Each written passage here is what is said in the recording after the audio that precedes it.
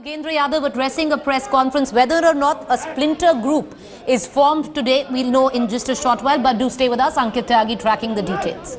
साथियों, बेहद दुख और शर्मिंदगी के साथ आज हम सब लोग आपके सामने मौजूद हैं।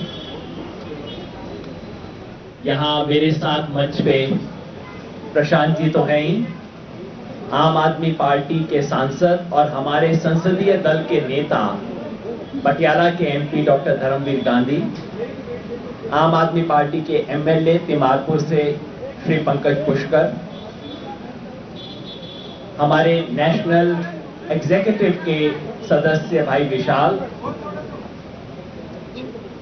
नेशनल एग्जीक्यूटिव के इनवाइटेड मेंबर जम्मू से आईडी खजूरिया जी, हरियाणा से भाई परमजीत सिंह जी, नीरज भाई, हमारे राष्ट्रीय कार्यकारिणी के सदस्य अजीत झा जी, प्रहलाद पांडे जी मध्य प्रदेश से, इब्राहिम भाई महाराष्ट्र से, मारुति भापकर जी महाराष्ट्र से हमारी राज्य कार्यकारिणी के सदस्य हैं, भाई रमजान चौधरी मेवात से जिन्हें आज चोट लगी, आप बैठो जिन्हें आज के प्रकरण में चोट लगी, हमारे राष्ट्रीय कार्यकारिणी के सदस्य श्री राकेश सिन्हा जी, हरियाणा राज्य कार्यकारिणी के सदस्य बालिया जी जिन्हें आज फिर चोट लगी, बाकी बहुत साथी इधर उधर हैं, लेकिन जिनका आज के घटनाक्रम से संबंध था मैं केवल उनके नाम ले रहा हूं। आनंद जी यहीं कहीं होंगे, शायद आने वाले होंगे। साथियों, जैसा मैंने कहा, बेहद दुख और शर्मिंदगी के साथ हम आपके सामने बैठे हैं। आम आदमी पार्टी इस देश में लोकतंत्र की नई मर्यादा स्थापित करने आई थी। हम एक ऐसे आंदोलन से निकले थे जिसने कहा था कि इस देश की सारी राजनीति कीचड़ में आ गई है, और हमने दावा किया था कि हम इस देश में एक नई तरह की राजनीति देंगे, भ्रष्टाचार से मुक्त, राजनीति की गुंडागर्दी से मुक्त, राजनीति की सत्ता लोलुपता से मुक्त, राजनीति के अहंकार से मुक्त। हम नई तरह की राजनीति देने आए थे। लेकिन आज जिस तरह का नाटक हुआ इस पार्टी की सर्वोच्च निर्णय लेने वाली समिति में, यानी कि राष्ट्रीय परिषद में, वो शर्मनाक है। दुख और शर्म के साथ हम सबको कहना पड़ रहा है कि जिस तरह की मर्यादाएं हमने इस देश के सामने रखी थी, आज राष्ट्रीय परिषद की बैठक में हम उस न्यूनतम से न्यूनतम मर्यादा का भी पालन नहीं कर पाए। सच बात तो ये है कि जिन पार्टियों को हम इस देश की भ्रष्ट पार्टी बताते रहे हैं, उनसे भी ज्यादा घटिया हरकतें आज की जो बैठक हुई नेशनल काउंसिल की, उसके अंदर हुई। मैं आपको पहले आज के घटनाक्रम का ब्यौरा दे देता हूं, फिर उसके बाद मैं रिक्वेस्ट करूंगा प्रशांत जी से और डॉक्टर गांधी से कि उसमें कुछ बात जोड़ें। जैसा कि आप जानते ही हैं, कल हमने यहीं प्रेस कॉन्फ्रेंस की थी, और उस प्रेस कॉन्फ्रेंस में एक चिट्ठी हमने आपके सामने पेश की थी।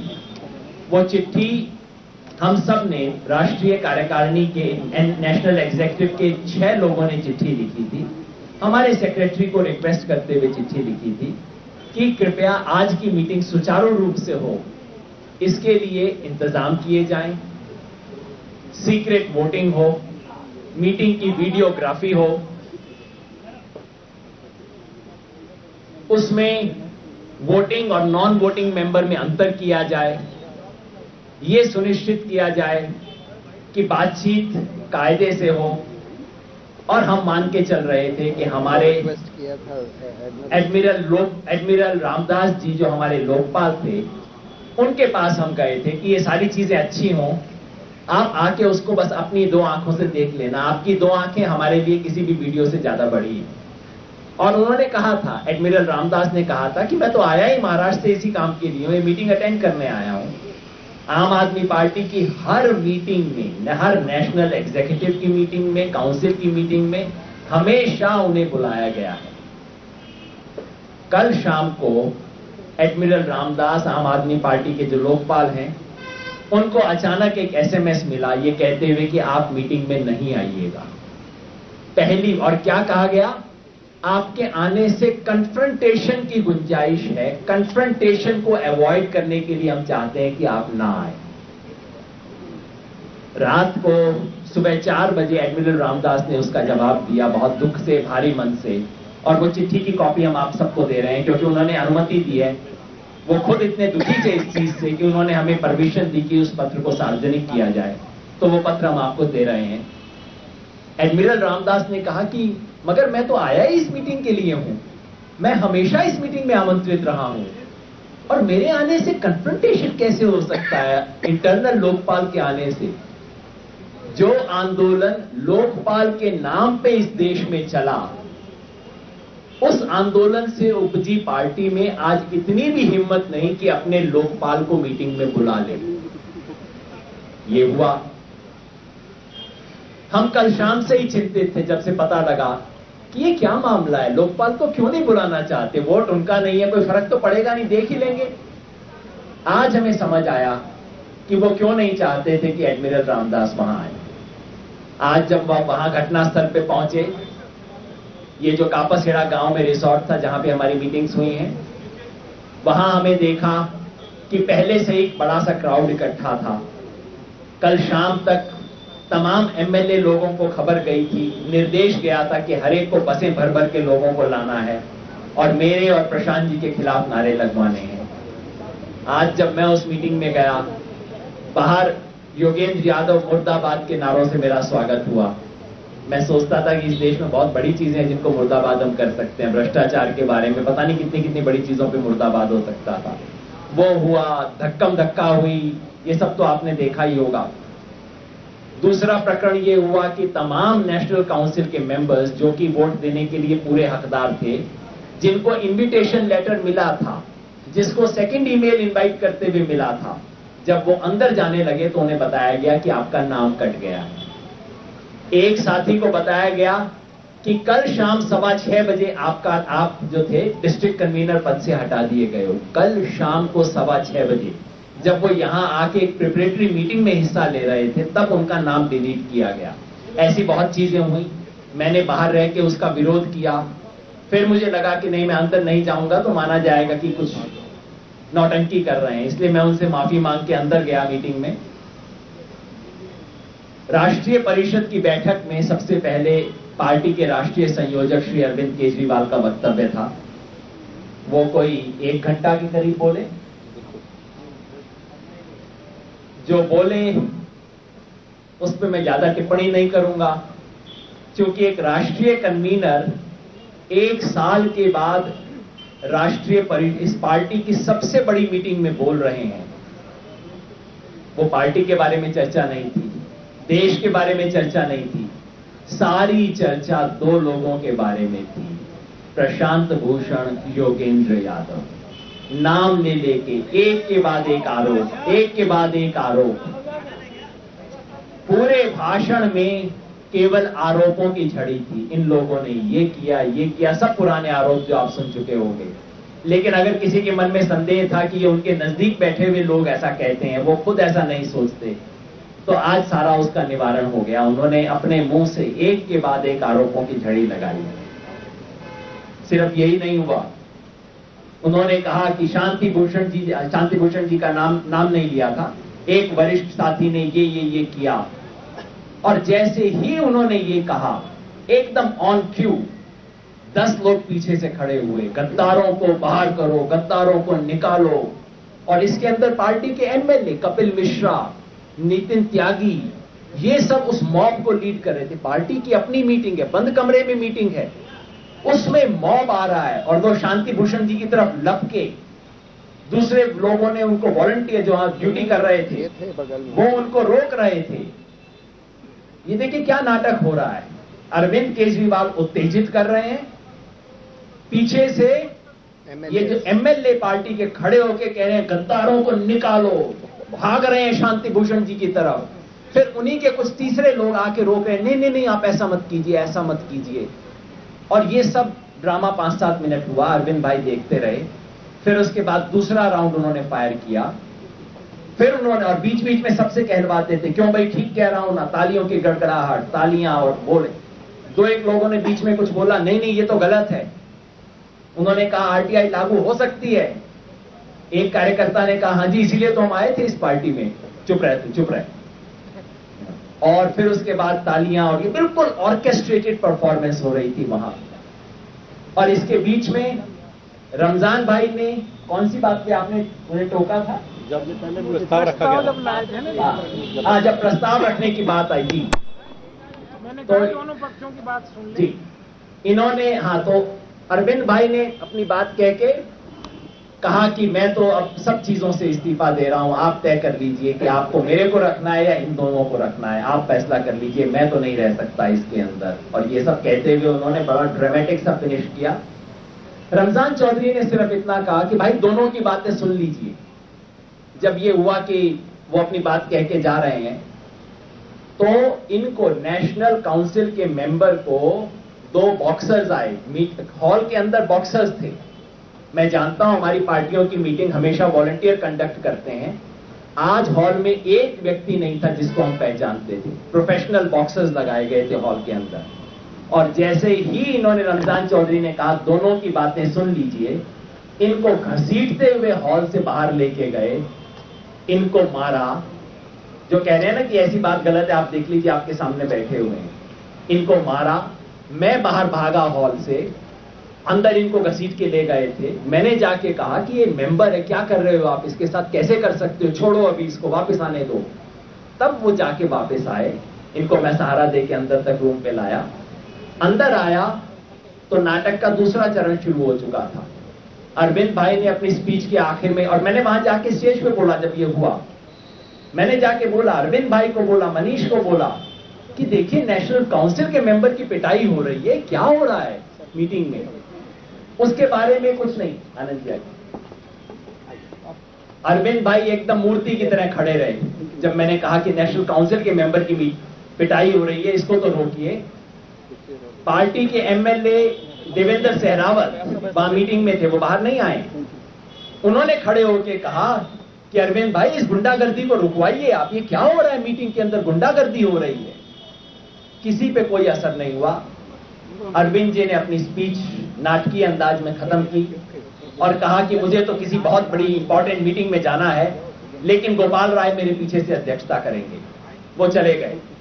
एकदम ऐतराज हुआ गोपाल राय जी के नाम पे। वहां अचानक मनीष भाई आए और खड़े हुए, क्यों भाई सबको स्वीकार है ना गोपाल राय का नाम, और इससे पहले कि कोई आपत्ति दर्ज हो सकती, इससे पहले कि कोई कह सकता क्यों नहीं क्यों, या कायदे से वोट ही हो सकता, पलक झपकते ही गोपाल राय अध्यक्ष बन गए। अब अध्यक्ष बनता है तो अध्यक्ष कहता है कि अब मैं अध्यक्ष हूं, अब एजेंडा का ये आइटम लिया जाएगा। ऐसा कुछ नहीं हुआ। उधर गोपाल राय अध्यक्ष बन गए और मंच लपक के मनीष सिसोदिया जी ने संभाल लिया। और मनीष सिसोदिया जी ने कहना शुरू किया कि इस सभा के 167 लोगों ने एक प्रस्ताव किया है। मैं वो प्रस्ताव आपके सामने पढ़ के सुना रहा हूं। कोई अध्यक्ष से अनुमति नहीं, कोई एजेंडा अनाउंस नहीं हुआ। कौन सा एजेंडा डिस्कस हो रहा था, उन्होंने खुद मंच संभाल लिया, कहा मैं प्रस्ताव पढ़ के सुना रहा हूं। तो उन्होंने प्रस्ताव पढ़ के सुना दिया और फिर प्रस्तावक ने कोई अनुमोदक की भी जरूरत नहीं समझी। जो प्रपोज कर रहा था उसे सेकेंडर की भी जरूरत नहीं पड़ी और उसने खुद उस पर वोटिंग शुरू करवा दी। तो मैंने ही प्रस्ताव दिया और मैंने ही कहा वोट करना शुरू करो। हाँ भाई कितने वोट इसके पक्ष में, हाँ भाई कितने लोग विपक्ष में। मैंने खड़ा होकर विरोध किया। अजीत भाई ने कहा, हमने पॉइंट ऑफ ऑर्डर उठाया। हमने कहा कि कम से कम चर्चा का तो वक्त दीजिए, इस पे बहुत बातें हुई हैं, हम जवाब देना चाहते हैं, जवाब का वक्त दीजिए। गोपाल राय मूर्ति की तरह बैठे रहे। मैं आगे गया और ये बॉक्सर्स ने मेरे को रोका। मैंने कहा कि आप हटिए, मैं गोपाल राय से बात कर रहा हूं। मैंने कहा गोपाल भाई आप सुनिए, मेरी आंखों में देखिए। गोपाल राय मूर्ति की तरह बैठे रहे। मैंने कहा इसमें चर्चा चाहिए, इसमें सीक्रेट वोट चाहिए। गोपाल राय बुदबुदाए, कुछ कहना है लिख के दे दीजिए। मैंने कहा मैं क्या लिख के दूं, उधर तो वोटिंग हो गई है, ये क्या करवा रहे हैं आप, बोलने का वक्त दीजिए, आप प्रॉपर वोट करवा लीजिए। गोपाल राय ने कहा जो कहना है लिख के दीजिए। मैंने कहा आप रुकिए तो सही, अगर हम लिखने का आपको आग्रह है आप रोकिए, मैं लिखता हूं। और वहां पे पीछे चल रहा था कितने लोग पक्ष में हैं, कितने लोग विपक्ष में हैं। प्रस्ताव का प्रपोजल वोटिंग करवा रहा था, अध्यक्ष को पता नहीं था। बगैर ये देखे कि कौन वोटिंग मेंबर्स हैं, कौन ये नहीं हुआ कि कौन वोटिंग मेंबर है, कौन नॉन वोटिंग मेंबर है, कौन इनवाइटीज हैं जो अपना हाथ खड़ा कर रहे हैं। आधे से ज्यादा नॉन वोटिंग कौन आधे से ज्यादा वहां नॉन वोटिंग मेंबर बैठे हुए थे, और वो लोग बैठे हुए थे जो वॉलंटियर और मतलब उसकी सेवा के लिए थे। और हमने कहा कम से कम इन चीजों को तो फर्क कर लीजिए, मिनिमम प्रोटोकॉल फॉलो कर लीजिए। कुछ नहीं, बस प्रस्ताव पारित हो गया। मतलब ये हमने सुनने के लिए हम रुके नहीं। जब ये हो गया कि नहीं, हम ना तो हम वोटिंग और नॉन वोटिंग मेंबर्स में फर्क करेंगे, ना हम चर्चा होने देंगे, ना हम कायदे से वोट में काउंट होने देंगे, ना हम सीक्रेट वोट होने देंगे, तो फिर हमने कहा कि बस ये देख लिया प्रहसन हमने, तो हम बाहर आ गए। अंदाजन 60-70 से 100 के बीच में लोग आए थे, गिन नहीं पाए क्योंकि हमारे कई साथियों को फिर बाद में बाहर आने से भी रोक दिया गया, दरवाजा लगा दिया गया। प्रशांत जी और मैं बाहर आए तो कोई 15-20 मिनट के लिए लोगों को बाहर आने से भी रोक दिया गया। और जब तक हम लोग बाहर गेट तक आते तब तक अंदर से इशारा चला गया था कि बाहर स्लोगन शॉटिंग शुरू कर दो। तो अचानक जिस एरिया में कोई नहीं था वहां पे एक टीम को बुलाया गया और उस टीम ने आके योगेंद्र और प्रशांत के खिलाफ गद्दारी के नारे लगाने शुरू कर दिए। ये प्रहसन आज हुआ। आपको बताते हुए भी मुझे शर्म आती है कि ये मेरी पार्टी में हुआ, जो पार्टी इस देश में स्वराज का नाम लेके आई थी, वहां इस तरह की चीजें हुई। लेकिन अगर एक चीज मैं कह सकता हूं, आपसे अनुरोध एक कर सकता हूं, तो वो ये बहुत शर्मिंदगी की घड़ी है, लेकिन कृपया इस पार्टी और इस पूरे आंदोलन को आज के नाटक से मत मूल्यांकन कीजिए। इस पार्टी में बहुत बड़े लोग हैं, इस पार्टी के वॉलंटियर, इस पार्टी के देश भर में काम करने वाले लोग, वॉलंटियर, समर्थक, बहुत अद्भुत लोग हैं। बहुत त्याग किया है उन्होंने, बहुत बड़े बड़े विचार हैं उनके मन में, बहुत आदर्शवादी लोग हैं। कृपया हमारी पार्टी को, हमारे आंदोलन को आप आज की ट्रेजेडी से जज मत कीजिए। आज हमने वाकई बहुत छोटा काम किया है, लेकिन हम इतने छोटे लोग हैं नहीं। आप देखेंगे हम इतने छोटे नहीं। मैं डॉक्टर गांधी से रिक्वेस्ट करूंगा, मैं एक और अंडरलाइन कर दूं, पिछला 1 महीने के जितने भी डिफरेंसेस हुए, मैं भी सुनना चाहता हूं। सही बात है, प्रशांत जी आप भी जरूर बोलिए। मैं इतना अंडरलाइन कर दूं, पिछले 1 महीने के सारे डिस्प्यूट में डॉक्टर गांधी ने किसी की साइड नहीं ली। उन्होंने केवल कहा 2 पक्ष हैं, इनकी ये बात है उन्होंने, पर आज जो हुआ इनसे भी बर्दाश्त नहीं हुआ। पंकज पुष्कर जो एमएलए, इनसे भी बर्दाश्त नहीं हुआ, ये लोग आ गए बाहर। प्रशांत जी से मैं कहूंगा कुछ।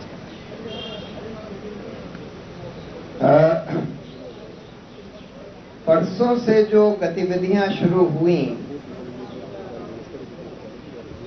उससे हमको कुछ ऐसा लगने लगा कि शायद इस नेशनल काउंसिल की मीटिंग को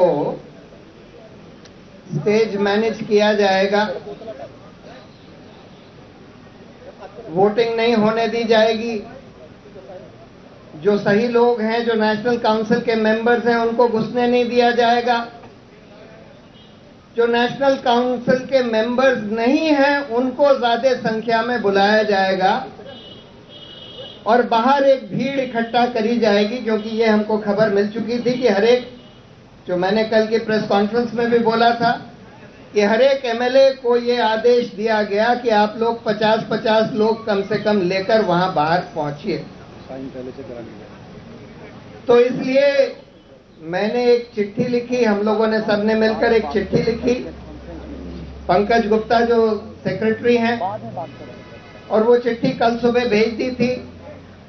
और उसमें ये लिखा कि भाई इस मीटिंग का कम से कम सभ्य तरीके से संचालन होना चाहिए।